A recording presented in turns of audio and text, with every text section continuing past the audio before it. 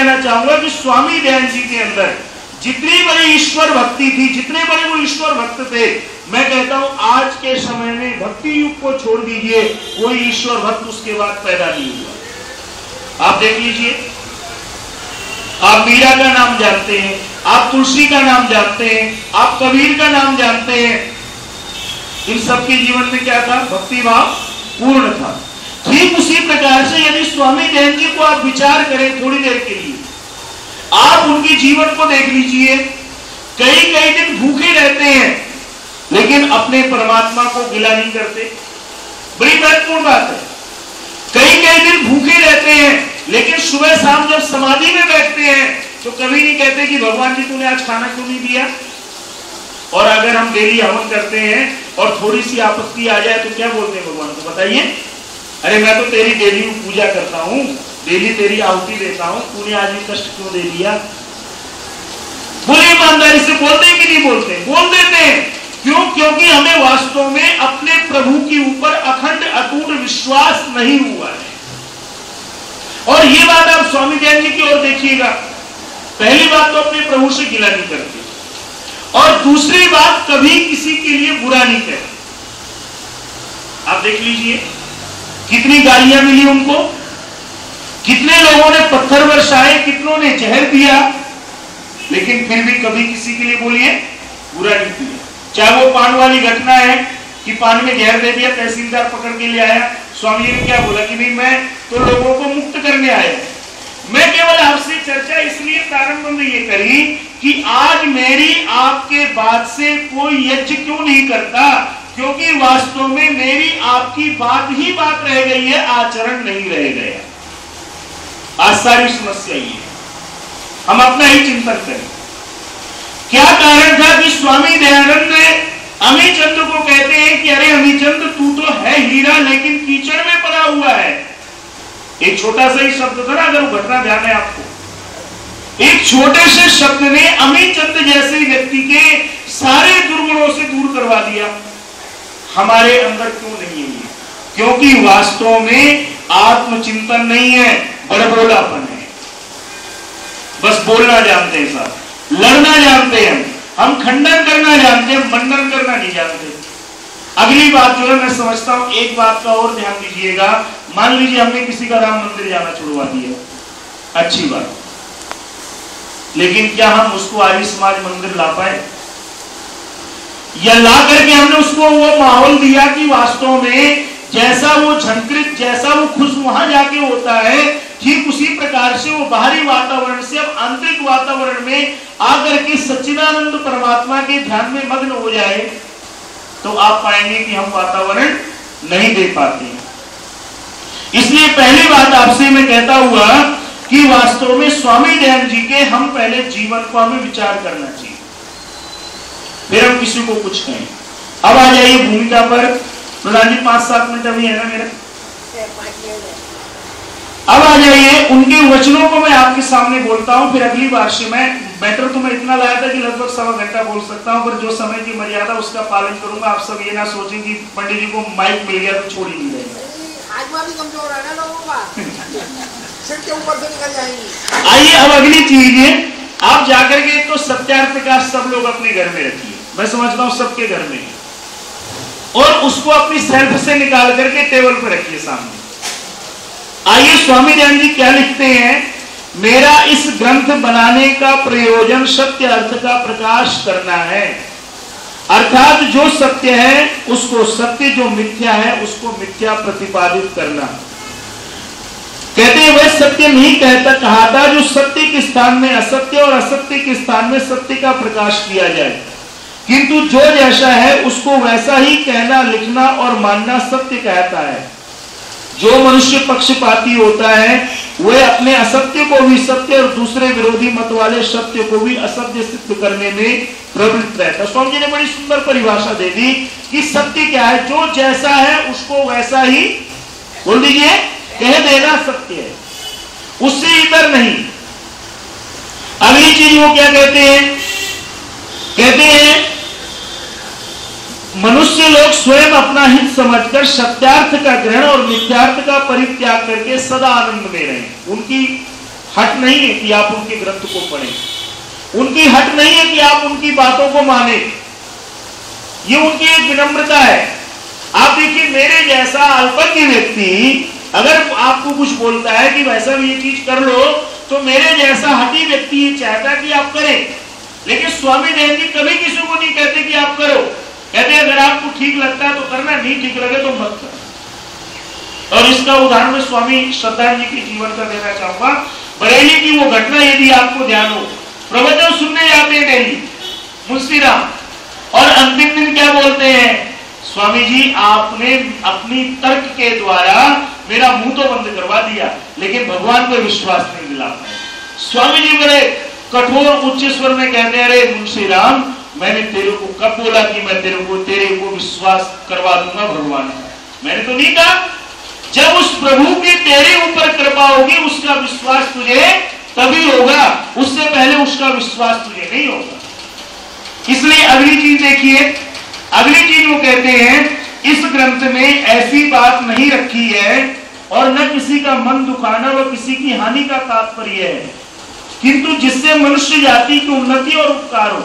सत्य असत्य का मनुष्य लोग जानकर सत्य का ग्रहण, असत्य का परित्याग करें। और आगे चीज वो बहुत सुंदर कहते हैं, जरा मैं बीच में छोड़ के बोल रहा हूं, ये 4-5 पंक्तियों में उनके पूरे जीवन का उद्देश्य छिपा है।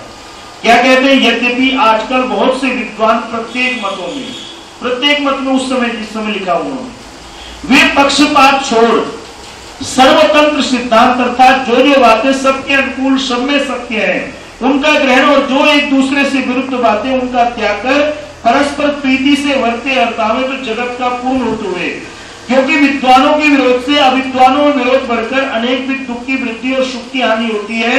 इस हानि ने जो कि स्वार्थी मनुष्यों को प्रिय है, सब मनुष्यों को दुख सागर में डुबो दिया है। कहते परंतु सत्य में जयते नान्यतम सत्येन पंथा विदितो देवयान है। बहुत सुंदर बात है। उनका मंतव्य क्या था? उनका मंतव्य ये था कि आर्य समाज भले कुछ ना हो, लेकिन कहते थे जितने विद्वान है भारत के वो सारे बैठ जाए एक जगह, और बैठ करके जो सत्य है उसको स्वीकार कर ले और जो असत्य है उसको छोड़ दो। उनका ये मत था शुरू से। तभी आप देखिए उसी मत के लिए उनका एक अंतिम पंक्ति बोलता हुआ आज की बात को विराम देना चाहूंगा, या एक दो बात और बोलूंगा कि वो एक बात कहा करते थे कि जब तक इस देश में एक देवता, एक जाति, एक भाषा नहीं लागू होगी तब तक इस समाज में शांति नहीं होगी। और देख लीजिए आप आज क्या है, आज आप एक बात मजेदार देखा कि ये समाज से थोड़ा हट के चले गए। हम गए किसी के सत्संग में, गुरुजी ने मंत्र दे दिया, चलिए मंत्र ले आए। अब क्या करें, दूसरे गुरुजी के सत्संग में चले गए, उनके गुरुजी का भी मंत्र मिल गया। अब किस किस के मंत्रों को आप करेंगे? हर एक की विधि अलग है, हर एक की विधि अलग है, हर एक के देवता अलग है, हर एक की अलग अलग परंपराएं हैं। स्वामी जी यही चीज तो कहते हैं भैया एक चीज मान लो, एक भगवान मान लो, एक देवता मान लो, एक भाषा मान लो, तो सारे क्या हो जाएंगे? बोलिए एक हो जाएंगे। और एक हो जाएंगे तो क्या होगा?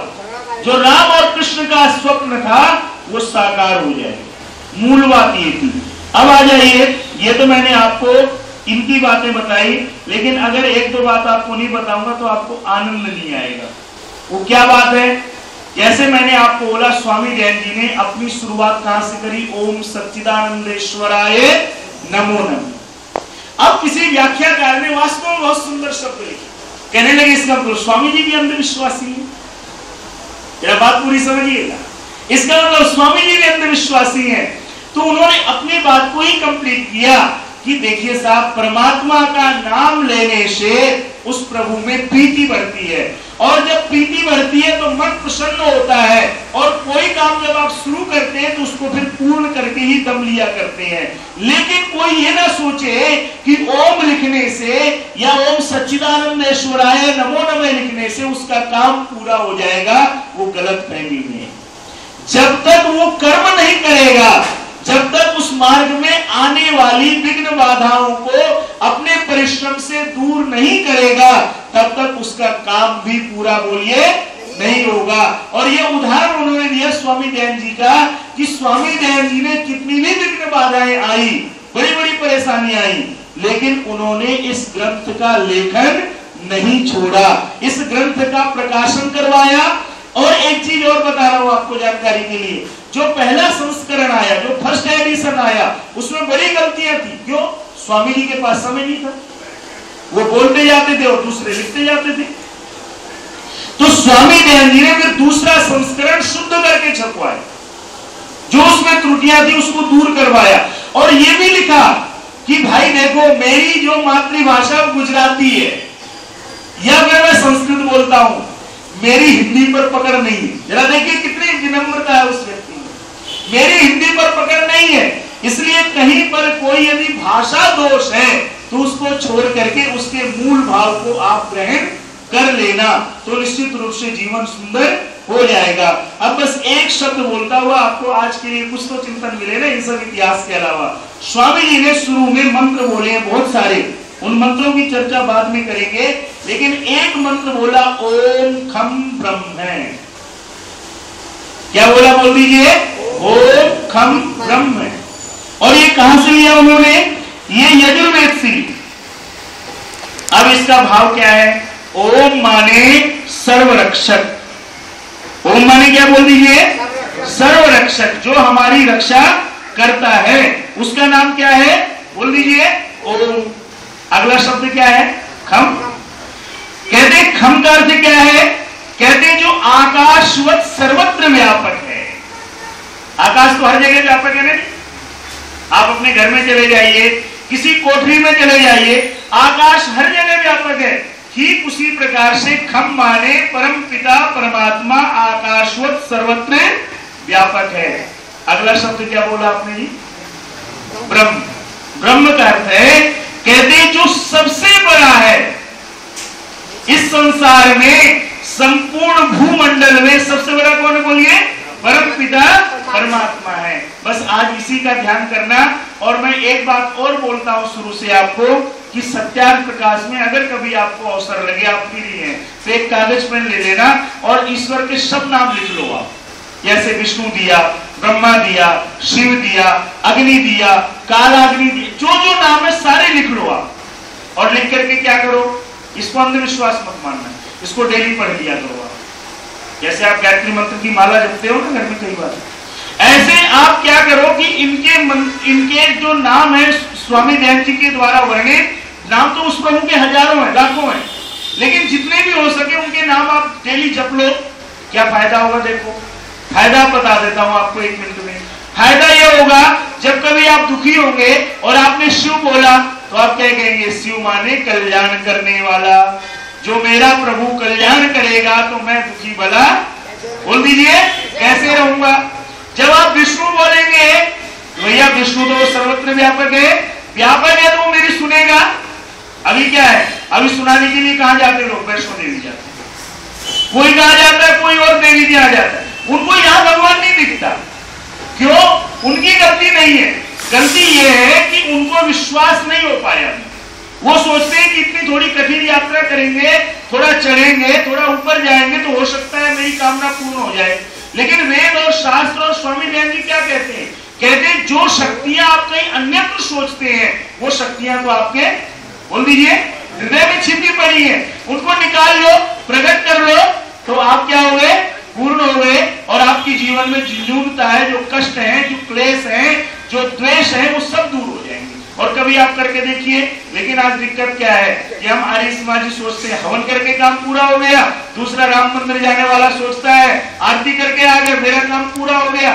कोई अपने अंदर नहीं जाना चाहता, कोई उस प्रभु के नाम के अनुसार चिंतन नहीं करना चाहता है। तो मैं बस यही बात कहूंगा कि अगर आगे अवसर मिला तो सत्यार्थ प्रकाश की आपको प्रयास करूंगा अपने स्वाध्याय के द्वारा कि आपको अच्छी से अच्छी व्याख्या प्रस्तुत कर सकूं, ताकि आपका प्रभु पर विश्वास जम सके।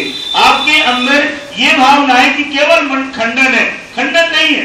ऐसी ऐसी चीजें हैं कि मैं समझता हूं कि अगर इसको देश एक ब्लूप्रिंट की तौर पर समाज में स्थापित कर दिया जाए तो मैं समझता हूं सर्वत्र शांति और समृद्धि का राज्य होगा। कोई किसी के लिए मारकाट नहीं करेगा। इस प्रकार की जो बातें हैं वो केवल और केवल वेद को मानने वाले स्वामी जैन जी के द्वारा हैं। आप सभी का धन्यवाद।